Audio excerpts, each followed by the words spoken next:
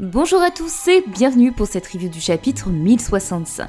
Voici plusieurs semaines que le tout nouvel arc de One Piece nous transporte dans un univers futuriste au cœur de la science-fiction. L'homme ayant 500 ans d'avance sur le monde commence peu à peu à nous révéler les secrets de son génie. Il est celui à même de nous faire les plus grandes révélations de l'œuvre, des fruits du démon en passant par l'histoire du siècle oublié. Et ce chapitre le prouve puisqu'après l'apparition du séraphin Jinbei et le visage des 3 derniers satellites de Vegapunk, nous découvrons que la technologie Egghead n'est en rien futuriste, mais appartient bel et bien au passé, un passé datant d'il y a 900 ans. Alors préparez-vous pour cette grande vidéo, et comme toujours, et si ce n'est pas déjà fait, je vous invite à laisser un petit like à cette vidéo, à la partager au maximum, mais surtout à vous abonner parce qu'il manque plus que 8000 abonnés pour atteindre les 100 000 Mugiminina sur la chaîne. C'est incroyable, alors on se lance le défi d'atteindre ce chiffre avant la fin de l'année pour avoir le trophée pour Noël, ce serait vraiment le top.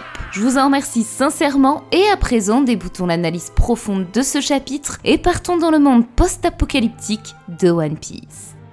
L'aventure au pays de la science se poursuit aux côtés de Zoro et Brook, restés garder le Sunny en prévision de l'arrivée des forces du gouvernement puisque cette île est sous leur juridiction. Et ils ont bien raison car le CP0 est en route pour éliminer les Vegapunk. Au même instant, Caribou apparaît et révèle que son pacte avec les Mugi comprenait de le déposer loin de Wano. Souvenez-vous, c'est au chapitre 940 dans la prison d'Udon qu'il avait passé ce marché avec Luffy. En échange de sa loyauté, il demandait à monter à bord du Sunny pour quitter le pays. C'est à présent chose faite et Caribou est libre de rejoindre cette fameuse personne à qui il souhaitait révéler l'emplacement de 2 armes antiques que sont Pluton et Poséidon. Or aujourd'hui, il ne manque plus qu'une seule arme à découvrir pour les Mugiwara tout comme pour Caribou. Cet arc semble donc parfaitement aller en quête de ce dieu du ciel et c'est pourquoi je me demande si finalement Caribou ne resterait pas de nouveau aux côtés de l'équipage pour ainsi découvrir la toute dernière et ultime arme Uranus. Il aurait alors connaissance des 3 plus grandes puissances du monde et irait rejoindre à la fin ce mystérieux personnage. D'autant que la réputation de Caribou s'est forgé avec son frère en massacrant des soldats de la marine. C'est d'ailleurs la raison pour laquelle, durant sa mini-aventure, il fut livré par Jinbei au G5 et pourchassé jusque sur l'île de Kaido. Aujourd'hui, il se retrouve sur une île gouvernementale proche du G14. Il a donc tout intérêt à rester caché et demander la protection des Mugiwara comme il l'a fait sur Wano. Cependant, plusieurs détails étaient extrêmement intéressants durant sa mini-aventure. L'île où atterrit Caribou fut l'un des territoires de Kaido qu'il mit sous la protection du cyborg Scotch. Ce dernier portait le numéro 18 qui n'est pas sans rappeler les créations de Vegapunk. Il partage par ailleurs son nom avec l'un des Yeti Cool Brothers de Punk Hazard où trônait anciennement le laboratoire du scientifique et où fut justement retenu Kaido. Il est donc tout à fait possible que lors de son évasion, l'homme aux 100 bêtes ait pu récupérer Scotch. Le second détail quant à lui concerne Gabaru. Cet homme qui ressemblait trait pour trait à Caribou était surnommé l'enfant de la révolution. Un lien avec l'armée révolutionnaire qui pourrait s'étendre davantage avec l'arc actuel puisque ces derniers sont au centre de l'intrigue avec Kuma, Sabo et le lien établi entre Vegapunk et Dragon. D'autant que le scientifique de génie est étroitement lié à Gabaru, puisqu'ils possèdent tous deux pour insigne l'étoile, cette même étoile que Vegapunk incarne sous le nom de Stella, autour de laquelle orbitent ses 6 satellites. L'idée que ce scientifique soit un révolutionnaire caché se précise ainsi de plus en plus. En tout cas, cette partie avec Caribou est extrêmement intéressante. Gardez donc à l'esprit que ce dernier pourrait avoir un grand rôle à jouer à l'avenir.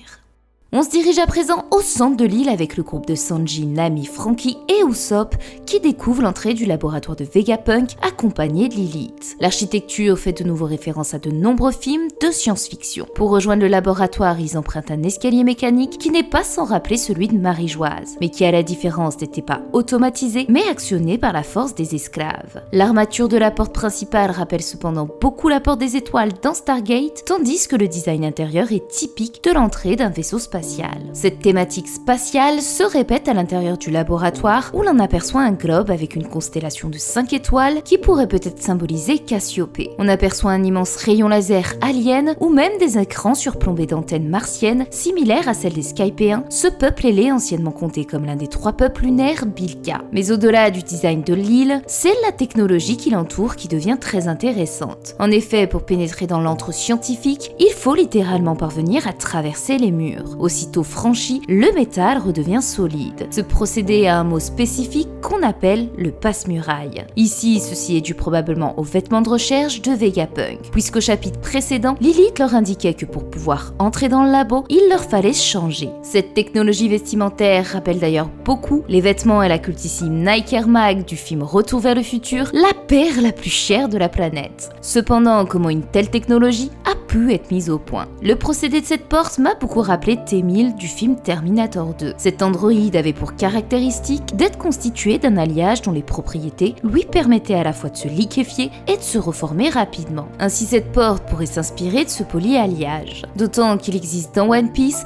une substance encore inconnue sous le nom de métal saké. Découvert par l'armée révolutionnaire durant l'arc de Dressrosa, ce minerai rare permettait la fabrication d'armes et autres outils. Ce qui nous ramène aux mini-aventures de Caribou. Durant son expédition, il fit halte sur une île dont le paysage fut recouvert de métal. C'est d'ailleurs ici que l'une des usines d'armement de Kaido fut installée. On y verra d'ailleurs l'une de ses armes au bras du cyborg Scotch. Je me suis alors demandé s'il ne s'agissait pas là du métal saké. Tout comme le granit marin de Wano exploité par Vegapunk, ce scientifique aurait alors pu mettre la main sur cet alliage si rare. L'état liquide fourni par l'eau de vie et la dureté offerte par le métal seraient un parfait mélange pour expliquer comment cette porte principale faite d'un métal dur peut se liquéfier et reprendre sa forme initiale. De l'autre, Lilith précise que pour traverser, il ne faut pas réfléchir et se fier à ses sens. C'est la seconde fois que les Vegapunk insistent sur cette notion. La première était avec Atlas, qui était parvenu à frapper l'hologramme du dragon là où Luffy avait échoué. Ceci était dû à ses gants à pression lumineuse qui avaient le pouvoir de renvoyer la lumière. Ainsi, dès qu'on interagit physiquement avec quelque chose, cette chose paraît réelle d'un point de vue humain. Cette technologie pourrait alors grandement devenir l'un des futurs pouvoirs de nos Mugiwara, d'autant face à des utilisateurs de fruits du démon tangibles. Mais continuons à explorer les prouesses technologiques de cette île. Lilith nous révèle que les installations de l'île sont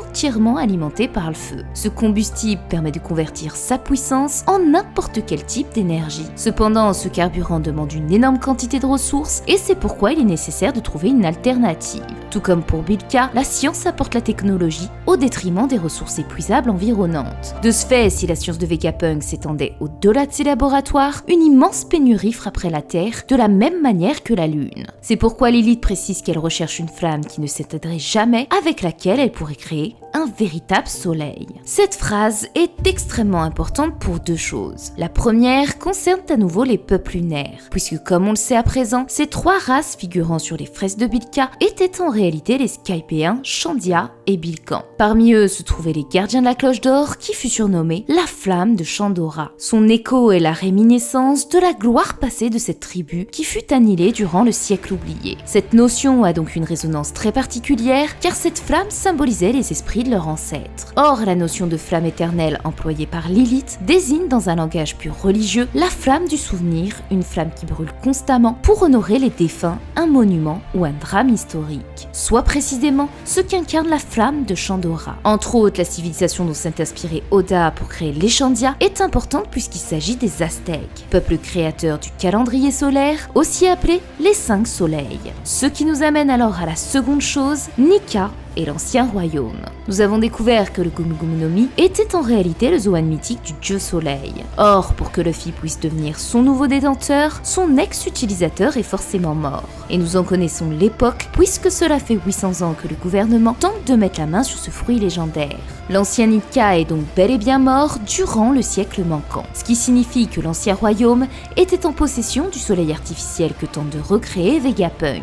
Nika serait alors la flamme illimitée qui aurait permis à ce royaume d'avoir une technologie si avancée. Ce qui nous ramène alors à ma théorie sur Agartha. Si vous ne l'avez pas vue vraiment, je vous la recommande, puisqu'elle révèle ce qui est pour moi l'emplacement de Laftel et le secret du siècle oublié. C'est extrêmement important, puisqu'aujourd'hui, avec ces derniers chapitres, les choses semblent totalement aller dans le sens de cette théorie. Alors pour résumer rapidement, Agartha était un royaume prospère à la technologie avancée qu'on appelait la Cité du Soleil. On localisait son emplacement au centre de la Terre, aussi connu sous le nom du mythe de la Terre creuse. Certaines théories avancent l'existence d'un soleil intérieur qui fournirait de la lumière à une civilisation avancée. Ce second soleil se prête donc parfaitement aujourd'hui avec les propos tenus par Lilith. Grâce à une flamme éternelle, Vegapunk serait en mesure de recréer le soleil. Or, le dieu soleil lui-même se trouve aujourd'hui sur Egghead. C'est donc l'occasion parfaite pour Vegapunk de faire avancer le monde bien plus loin qu'il ne pouvait l'espérer. Pourtant, il reste un point déterminant dans cette idée. Si l'ex-dieu du soleil a permis à l'ancien royaume de s'alimenter grâce à cette énergie et ainsi obtenir le titre de pays à la technologie avancée, alors comme le dit Clover, comment ont-ils pu être annihilés par les 20 royaumes? La réponse est en réalité très simple, la mort du soleil, la mort du dieu Nika. Si ce fruit du démon est recherché depuis 800 ans, alors ça signifie que son ex-détenteur est bien mort durant cette guerre. Or, si toute la technologie d'un pays repose sur l'énergie solaire et que ce dernier s'éteint, alors sa civilisation s'éteint à son tour. Pour les scientifiques, si le soleil venait à disparaître, la seule solution serait de s'enfoncer sous terre afin de bénéficier de l'accroissement de température dans les profondeurs. Et ici, c'est précisément ma théorie sur l'ancien royaume et le mythe de la terre creuse. Ainsi, la perte de cet ancien royaume aurait été causée par l'extinction de Nika, et un argument des plus pertinents peut appuyer cette idée. Chaque race apparue dans One Piece fut liée au siècle manquant et s'associait à l'aube. Des peuples qui attendaient patiemment la renaissance du soleil. De l'île des hommes poissons exclus de la surface pour admirer cet astre brillant, en passant par les Kozuki dont la prophétie reposait sur l'aube aveuglante. Chaque tribu ancienne attend l'élu capable de faire briller à nouveau cette étoile. Cette même étoile qui est l'emblème du docteur Vegapunk. Reste alors l'ultime question, comment ce dieu libre et incandescent a-t-il pu s'éteindre? Eh bien, grâce à son antithèse, le fruit des ténèbres. Celui-là même que détient le pire ennemi de Luffy, Marshall D. Teach. Son pouvoir réside dans sa capacité à aspirer le pouvoir de son adversaire. Mais bien au-delà, son fruit repose avant tout sur le principe du trou noir.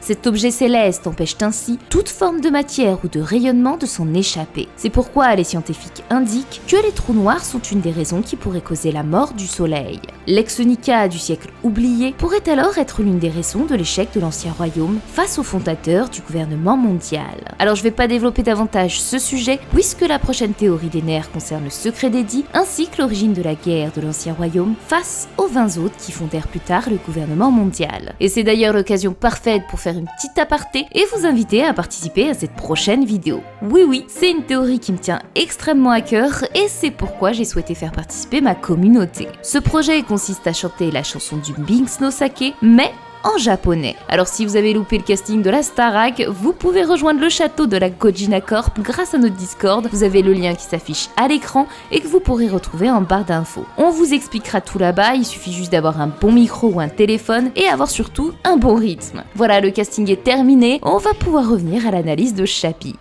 On découvre enfin l'apparence des 3 Vegapunk restants et leurs capacités individuelles. Je vais pas m'attarder sur leurs caractéristiques physiques parce que je préfère le faire dans une vidéo dédiée à Vegapunk au vu qu'il y a énormément de choses à dire sur chacun d'eux et du pourquoi Oda a choisi tel ou tel nom ou design. Donc ici, on va juste s'attarder sur l'utilité et les rôles des satellites. On comprend à présent mieux comment Vegapunk a réparti son travail à travers ses clones. Étant un scientifique en quête de savoir, Vegapunk ne peut accorder du temps aux besoins de l'humain. En divisant ainsi son corps et en les reliant les uns aux autres, il a ainsi décuplé son temps de vie et de création. La multitude d'idées traversant le cerveau qu'il faut ensuite retranscrire et recréer passe par Edison et Pythagore. La colère et le mal est une perte de temps considérable pour un scientifique, mais sont nécessaires pour exprimer nos émotions, nos frustrations et sont instinctives au corps. C'est donc le rôle qu'auront Lilith et Atlas. Celui qui permettra de canaliser cette énergie, la folie et l'excès de chacun sera Shaka, le bien, d'où son nom de Bouddha. Enfin, les besoins primaires comme manger ou dormir sont attribués à York. Vegapunk a donc optimisé le corps humain de manière à ne jamais perdre de temps et de mettre ce temps au profit de la science. Et c'est maintenant que son surnom d'homme ayant 500 ans d'avance sur le monde prend tout son sens. Pas seulement par ses inventions, mais littéralement par le fait qu'il ait détaché son esprit en 6 corps. Comme nous l'avaient mentionné Baggy et Shanks lors de leur première rencontre avec Barbe Noire, le fait que ce garçon ne dorme jamais lui permet de vivre pour 2. Teach pouvait ainsi doubler son temps de production uniquement en notant le besoin du sommeil. Or ici, Vegapunk ne se limite pas qu'à ça. Il divise en 6 tout ce qui est considéré comme une perte de temps de vie et l'optimise à son paroxysme, se concentrant ainsi chacun dans leur spécificité. 500 ans d'avance est donc un euphémisme quand on comprend ce petit détail. Malgré tout, même si Vegapunk est sans conteste un génie, génie, il n'en reste pas moins que cette image dépeinte de lui semble inhumaine. Non pas dans le sens où il est impossible qu'un homme soit si fort, mais davantage par le fait que sa quête de science le prive de tous ces sens humains qui le caractérisent. Je sais pas si vous voyez où je veux en venir. Par exemple, manger n'est pas seulement un besoin, il peut également devenir un plaisir, comme on le voit avec Luffy, et idem pour le sommeil avec Zoro. Même si les émotions procurées sont partagées entre les Vegapunk, jamais Edison ou Pythagore ne pourront comprendre la sensation de croquer dans un morceau de viande. C'est là même tout le principe du banquet final de chaque arc. Le plaisir de tous se retrouver pour partager un instant commun. Les Vegapunk, eux, ne le ressentiront qu'à travers York et non physiquement. Chacun répétera inlassablement la même tâche telle des machines, sans pour autant passer par toutes les autres émotions que peuvent procurer telle ou telle chose. Là est donc toute l'ironie du personnage de Vegapunk. Donner de l'humanité à ces machines, tandis que lui s'en prive pour devenir un simple robot. Et on va le comprendre davantage avec ses créations, les Séraphins. Après avoir pénétré dans l'antre du scientifique, les Mugiwara se laissent guider par la voix d'Edison qui les mène droit vers le 4e Séraphin, Jinbei. On l'aperçoit au devant d'une immense cuve identique à celle du Garma Double Six, où il est indiqué qu'il est le numéro 4 avec inscrit 98%. Ce qui laisse donc sous-entendre que sa transformation est incomplète. Tout comme les autres corsaires Mihawk, Boa et Kuma, la version de Jinbei enfant est la même qu'Oda avait dessinée par le passé et qu'il a illustrée au chapitre 1064 via le fruit de Bonnie. Au-delà d'une apparence physique quasi identique, à l'exception de sa cicatrice à l'œil, on retrouve des techniques très particulières chez le Jinbei Séraphin. Il est doté du laser Pacifista, tout comme Mini Mihawk et Boa sur Amazon Lily, mais possède une caractéristique supplémentaire, celle d'un fruit du démon, et pas n'importe lequel, puisqu'il s'agit du Swiss Winomi, fruit appartenant à Senor Pink qui affronta Franky sur Dressrosa. Ce dernier ayant été capturé par la marine à la fin de l'arc, cela expliquerait comment l'ADN de son fruit a pu être récupéré. Ce Séraphin est également capable d'utiliser la technique du karaté des hommes poissons. Pythagore précise à ce sujet que les schémas d'attaque des Séraphins évoluent progressivement en fonction de leur croissance, ce qui suggère que le facteur de lignage mémorise réellement les expériences, aussi bien en termes de souvenirs que de capacités. Les Séraphins ont donc bien été créés à partir de l'ADN des ex-Shichibukai.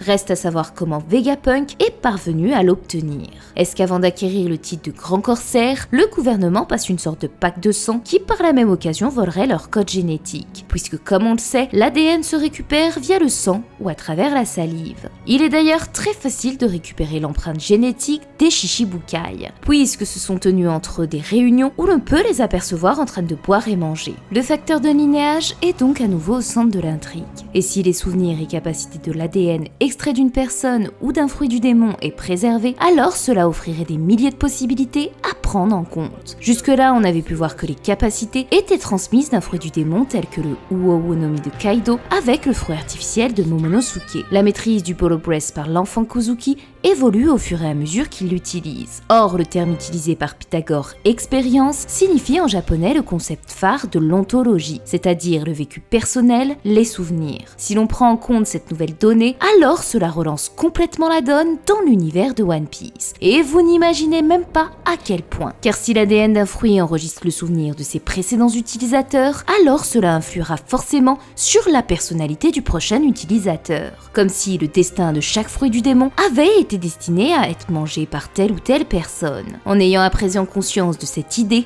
tout devient différent. Car si Oda a donné tant de détails à ses personnages comme leur nourriture préférée et détestée, la signification de leur nom, tout avait en réalité un véritable sens quand il s'agissait d'utilisateurs de fruits du démon. Le fruit de Nika était un dieu souriant qui redonnait espoir au peuple esclave, ramenant l'aube sur le monde.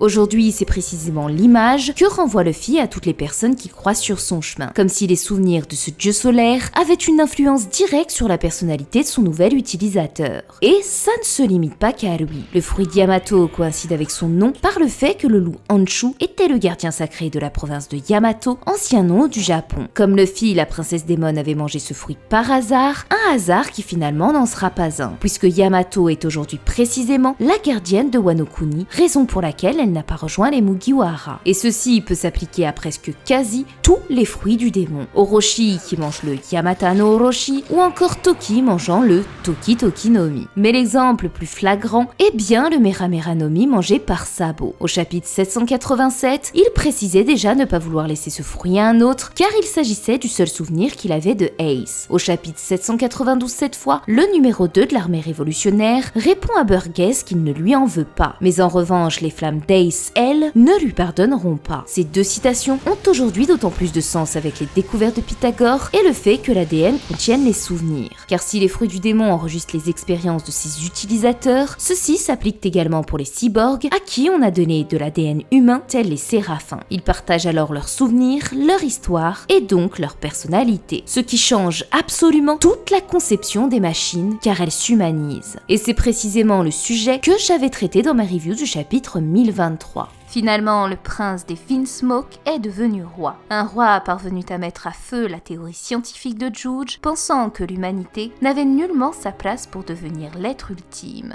Lui qui semblait pourtant vouloir recréer l'ancienne cité Bilka, ne s'est pas aperçu que derrière ces machines, il y avait une âme. Des êtres dotés de sentiments si forts qu'ils ont été prêts à quitter leur terre et voyager aux confins de la lune pour venger leur défunt maître contre les hommes l'ayant tué par inadvertance. Ils ont ri, ils ont pleuré, et ont souffert tout comme n'importe quel humain. Et pourtant, ils n'étaient bien que des machines. Nous assistons actuellement à une véritable part philosophique de la part d'Oda, confrontant l'humanité face à la science et ses erreurs. Et c'est pourquoi tout se relie à Wano Kuni. Ses anciens collègues à la pointe de la science, Queen, Juge et Vegapunk, seront alors face à leur échec. Momonosuke et son fruit du démon artificiel, qui se conclura peut-être par un pouvoir dépassant celui de son géniteur Kaido. Queen et son arme secrète capable de dépasser ce que même Vegapunk n'a pu créer, sera probablement en échec à la fin de son affrontement face à Sanji. Et ce même Sanji, considéré pourtant comme l'échec du scientifique Juge Vinsmoke. Une véritable guerre se joue pour déterminer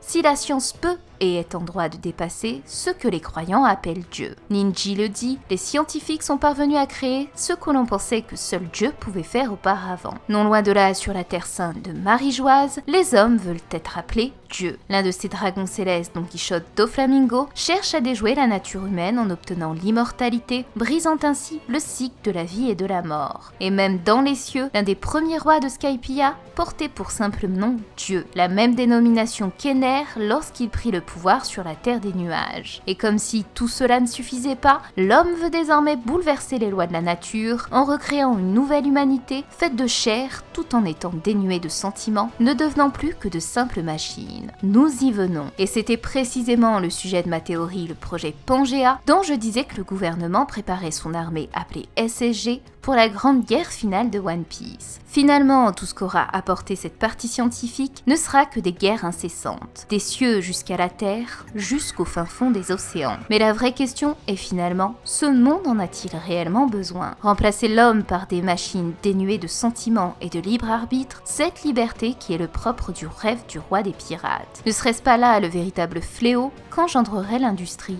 et ce pourquoi Sanji se bat aujourd'hui? Comprendre alors qu'aucun de ces scientifiques, aucun de ces prétendument êtres célestes ou même Tenryubito n'est finalement Dieu, ou ce que nomment les non-croyants l'ordre naturel des choses. Là est tout le dénouement qui se joue entre tous ces combats et celui de l'ancien royaume, la part sombre de l'histoire du siècle manquant. Aujourd'hui, ce sujet n'a jamais été aussi primordial pour l'œuvre et montre à quel point elle pourrait changer l'histoire de la robotique et de la science de Vegapunk. Car si les souvenirs s'ajoutent aux machines, alors ce ne seront justement plus des machines, mais l'égal des hommes. Ce qui serait la clé permettant à Kuma de retourner à son état initial, comme le souhaitent les révolutionnaires et Bonnie. Tandis qu'à l'inverse, les séraphins dotés du code génétique des Shichibukai et par conséquent de leurs souvenirs, viendraient à cultiver des facultés humaines. Vegapunk aurait alors réussi, sans le savoir, à recréer les cyborgs de l'ancien royaume. Ces Spacey créés par le peuple lunaire qui descendit sur Terre, devenant ainsi les Skypéens, Bilkan et Shandia. Mais nous reviendrons plus en profondeur sur le sujet de l'ancien royaume et leur technologie à la fin de ce chapitre, car Pythagore est loin de nous avoir tout révélé du secret des séraphins. En effet, il indique deux choses importantes. La première est que leur croissance s'accélère. Le séraphin Jinbei fait approximativement la même taille que l'original,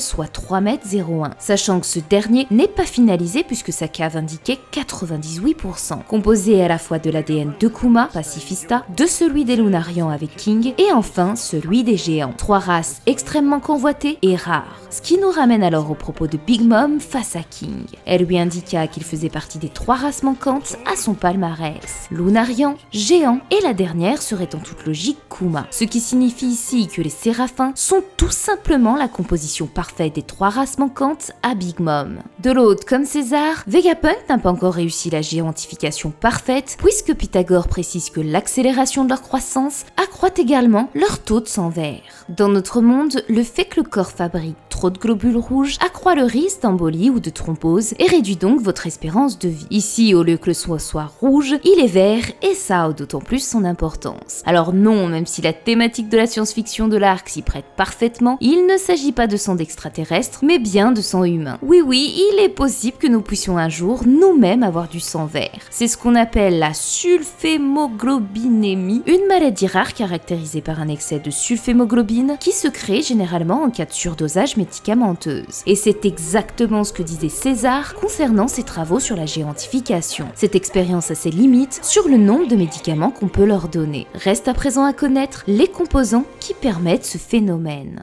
On arrive enfin à la grande révélation finale de ce chapitre. Dans une décharge de l'île où se trouvent des objets scientifiques par milliers, comme un Weaver trouvable à Skypea, chacun dévoile un des secrets de l'ancien royaume. L'île d'Egghead n'est en réalité pas l'île du futur, mais bien celle du passé. Une technologie ancienne datant d'il y a 900 ans. Au même moment, nous découvrons sous les décombres un immense robot géant paré d'un casque à cornes d'ose, dont l'une d'elles est brisée, et une gigantesque épée plantée dans son corps. Des détails qui rappellent beaucoup Onigashima, de par la corne tranchée par Zoro et les 2 immenses sapes plantés dans le sol. Petite note par ailleurs avec le fier armé du bâton qu'avait Sabo durant son enfance. Le mystère est donc complet. Comment cette ancienne civilisation avait un si haut niveau de technologie et comment cette relique gigantesque a-t-elle pu se retrouver sur Egghead? On remarque qu'elle a été déposée ici depuis très longtemps au vu de la mousse qui recouvre certaines parties de son corps. 2 hypothèses sont alors à prendre en compte. Egghead était par le passé déjà un laboratoire, et sachant que Vegapunk est considéré comme un homme âgé et qu'il a été capturé par le gouvernement il y a plusieurs années, il est tout à fait possible que ce robot ait été repêché dans les fonds marins, à l'image de Montblanc Cricket qui a retrouvé un des trésors de Chandora datant d'il y a plus de 400 ans. D'autant que Vegapunk a les moyens d'effectuer ses recherches grâce à l'aide des monstres marins robotiques. La seconde idée quant à elle semble davantage plus proche, et serait donc que ce géant mécanique a toujours été sur cette île et que cette dernière soit une partie des terres de l'ancien royaume. Dans les 2 cas, l'importance se trouve dans le fait que l'ancien royaume possédait déjà une technologie aussi avancée qu'Egghead. Et le choix d'Oda d'avoir fait cette révélation concernant le siècle oublié à travers cet arc est extrêmement bien pensé de sa part, puisque la science a pour ultime but la connaissance de la vérité. Elle se doit de chercher à tout connaître. Et il n'y a donc que par elle que pouvait nous être expliquée une part du vide de 100 ans. Dans le livre de l'Apocalypse, il est dit ceci: écris les choses que tu as vues, les choses qui sont et les choses qui doivent arriver après. Nous voici donc plongés au cœur d'un One Piece post-apocalyptique dont je vous parle depuis les toutes premières théories des nerfs. Un royaume détruit et dont les protagonistes vivent dans les vestiges de l'ancienne civilisation. Des vestiges qui nous ont pourtant été révélés depuis le tout début de l'œuvre grâce à Clover, indiquant que l'ancien royaume était doté d'une grande technologie, mais surtout à travers l'arc Skypea. La principale technologie de l'île portait sur la pyrobloïne et les Jal créant toutes sortes d'objets futuristes. Que ce soit ceux générant des éléments comme l'air, le feu, l'eau ou la lumière, ou des Jal basés sur des armes comme des bazookas, épées ou pistolets, en passant par des moyens de transport comme les Weaver ou Jetboard, ou encore ces rails de train présents dans les vestiges de Chandora que Nico Robin a trouvé. L'île de Skypea regorge d'inventions futuristes, et ce n'est pas un hasard quand on sait d'où tire l'origine de ce peuple, les Bilkans, la civilisation lunaire.